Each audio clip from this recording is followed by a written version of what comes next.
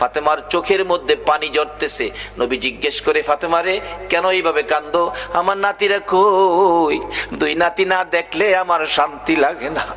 ফাতেমা বলেন, বাবা গো, আমি কাঁদতেছি কোন ব্যথায়?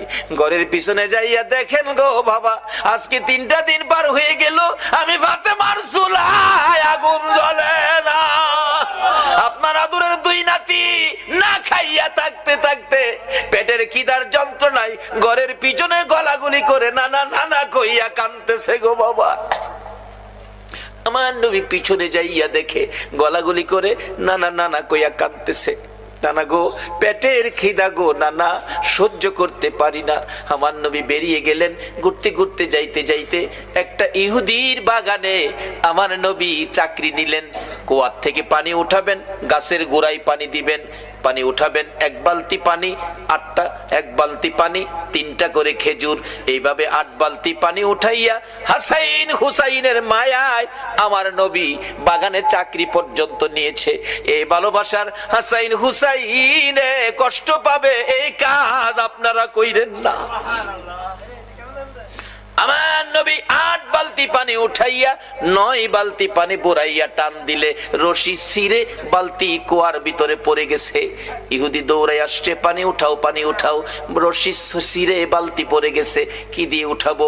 ছিঁড়ে গেছে। হ্যাঁ না, তুমি ছিঁড়ে ফেলছো? আমার নবীরে কয়, নবী বলে ছিঁড়ে ফেলছে। আমার নবী বলেন, ইহুদি রে, আমি ছিঁড়ি নাই, ছিঁড়ে পড়ে গেছে। এই পর্যায়ে 1 কথা 2 কথা রাগ হইয়া নিষ্ঠুর ইহুদি, যেই নবীর চেহারায় জীবনে কোনদিন মশা মাছি বসে না, আমার নবীর গাল মুবারকে ইহুদি থাপ্পড় লাগাইয়া দিছে। আমার নবী একটা চিৎকার মারছে, ইহুদি রে, পেটের খিদা রে, আমার নাতি রাতির লীল পর্যন্ত খায় না, আমি রাসূল খাই নাই রে। 3 দিন না খাইয়া গালের গোশত শুকাইয়া গেছে রে ইহুদি, আমার গালে থাপ্পড় দিছস, বল তোর হাতে ব্যথা পাইছস নি? ইহুদি বলেন, কার গায়ে হাত তুললাম গো? আমি মারলাম, আমারে জিগাই ব্যথা পাইছিনি? আমার নবী ডাকে, এরে ইহুদি, আমার 8 বালতি পানির বিনিময় 24টা খেজুর দিবি? হ দেব, দে। আমার হাসাইন আর হুসাইন কান্দে পেটের খিদায়।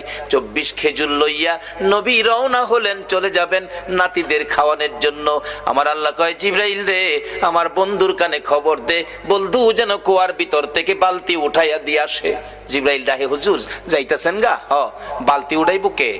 বালতি তো কুয়ার ভিতরে সিরা পড়ছে, কিভাবে উঠাবো? কিছু তো নাই, উঠাবো কি দিয়া?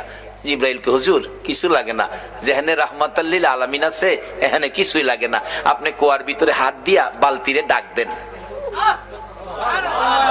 সুবহানাল্লাহ, আস্তে কইলেন।